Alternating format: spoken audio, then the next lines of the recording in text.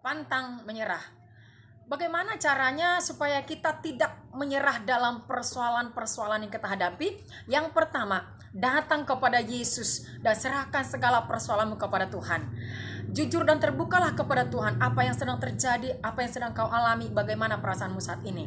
Di dalam Alkitab ada kisah seorang perempuan yang percaya dan tidak menyerah dalam persoalan yang dihadapi. Matius 15 ayat 22 sampai selanjutnya. Maka datanglah seorang perempuan Kanaan dari daerah itu dan berseru, "Kasihanilah aku ya Tuhan, anak Daud, karena anakku perempuan kerasukan setan dan sangat menderita." Tetapi Yesus sama sekali tidak menjawabnya. Lalu murid-muridnya datang dan meminta kepadanya, "Suruhlah ia pergi." Ia mengikuti kita dengan berteriak-teriak. Nah, perempuan ini mengalami persoalan yang berat di mana anaknya kerasukan setan dan sangat-sangat menderita. Setan itu sering mengganggu hidupnya dan membuat badannya itu sangat menderita dan tersiksa, ya.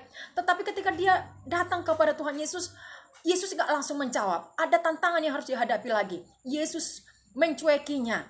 Bahkan tantangan yang kedua, murid Yesus sendiri menyuruh Yesus untuk mengusir perempuan itu. Tetapi apa yang terjadi?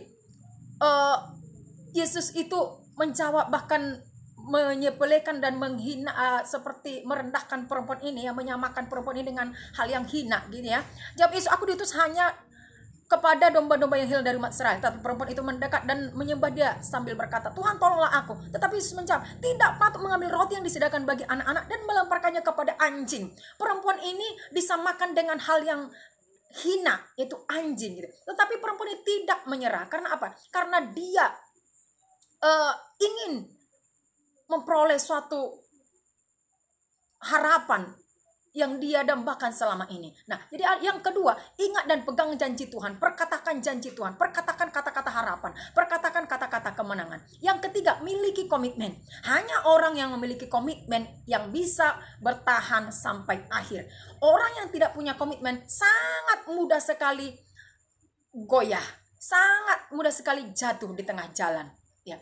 Yang keempat, pandang jauh ke depan bahwa ada berkat besar di balik persoalan, ada pelangi di balik awan gelap. Ya, jangan fokus kepada masalah itu, tapi pandang jauh ke depan. Apa maksud Tuhan di balik masalah ini?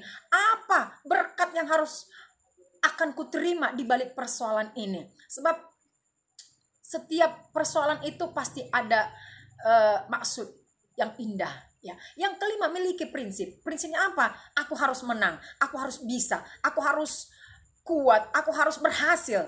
Ya, seperti perempuan ini tidak mudah tergoyahkan dan memiliki satu keyakinan kepada Tuhan Yesus, sehingga apa yang terjadi? Perjuangannya itu membuahkan hasil. Ya, ayat 28. Maka Yesus menjawab dan berkata kepada, "Hai ibu, besar imanmu, maka jadilah kepadamu seperti yang kau kehendaki." Dan seketika itu juga anaknya sembuh. Nah, akhirnya Yesus memuji iman perempuan ini dan perempuan itu pun mendapat hasilnya, yaitu anaknya sembuh. Jadilah padamu menurut imanmu. Jadi kalau kita perkatakan kita berhasil, kalau kita perkatakan kita menang atas persoalan ini, itu maka hal itu terjadi bagi kita.